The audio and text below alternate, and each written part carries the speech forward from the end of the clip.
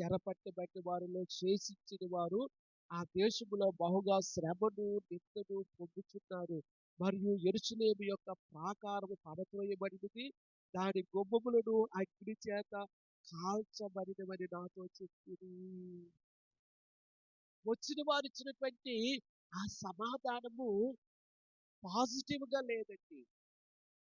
ఏమంటున్నారంటే ప్రాకారాలు పడత్రోయబడి ఉన్నాయి, గుమ్మములు అగ్ని చేత కాల్చబడి ఉన్నాయి అని చెప్పి నిరుత్సాహకరమైనటువంటి సమాచారాన్ని వారు తీసుకుని వచ్చినప్పుడు 4వ వచనంలో నెహెమ్యా చేసిన సంగతి ఏంటో మనకు అర్థమవుతూ ఉంటుంది. ఈ మాటలు వినినప్పుడు నేను కూర్చుని ఏడ్చి కొన్ని దినములు దుఃఖముతో ఉపవాసముండి ఆకాశమందలి దేవుని ఎదుట విజ్ఞాపన చేసి హల్లెలూయా.